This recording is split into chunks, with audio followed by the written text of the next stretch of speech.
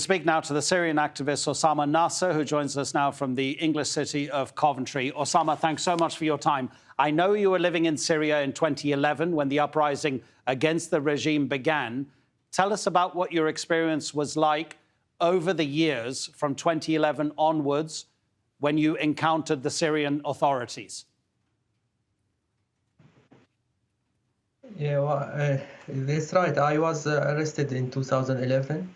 And at that time, the regime was maybe less harsh than it becomes later on, and it keep being more harsh and harsh with the time, until we reach this situation of torturing people, groups of people, starving people, and prolonged detained for many of Syrian youth. So this regime never changes with time, unless it's changed for the worst and become more brutal with the advance of time. The details in that courtroom of Anwar Raslan's torture of more than 4,000 people, the killing of at least 58 prisoners at al-Gharib. What is the reaction of Syrian people when they know that is happening in not only in al-Gharib, but in other prisons around Syria? The problem is that most of Syrian people know that these kind of bad treatment always going on in Syrian prisons, but their challenge is to deliver this message, to deliver these facts to the world. And the problem is that when these messages were really delivered, and when the whole world witnesses for example, the pictures of Caesar, nothing changes, and the regime stays in power. This Bashar al-Assad stays in power, and up till this moment, they are arresting people and bringing them to the same place where Mr. Raslan used to serve, and the other general of torture also served.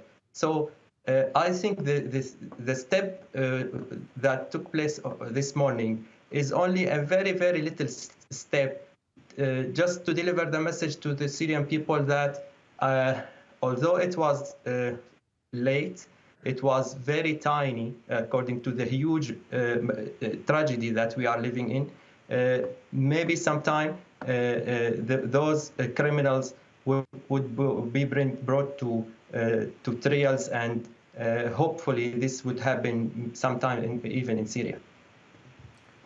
What do you think is going to be the thing that brings the Syrian war to an end? You say Bashar al-Assad is still in power. He and the people who commit crimes like Anwar Raslan has been found guilty of, they must understand that if there is going to be a reconciliation, their actions will then become the thing that will see them end up in prison.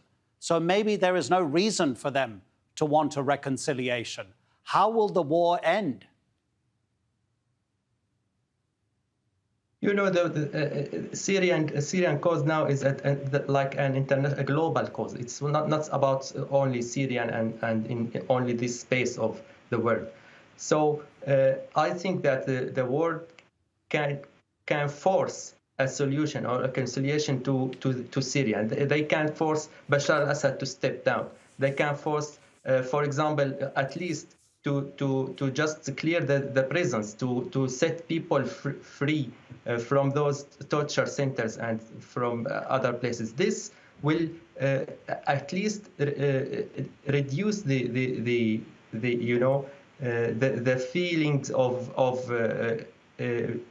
depression in Syrian people, and maybe they will be a little more close to accept a solution like, okay, what happened, it already happened, and maybe we are now to look to the future and stop this down. Bashar al-Assad now and his regime is part of the Syrian war. If you want to stop the war, one of the very important aspect to stop the war is just to remove this regime and just start to look how to solve those tragedies of all Syrian families. Thank you so much indeed, Osama, for speaking to us. Really appreciate it. The world watches in horror what's happening in your country. Osama Nassar speaking to us from Coventry here in the UK.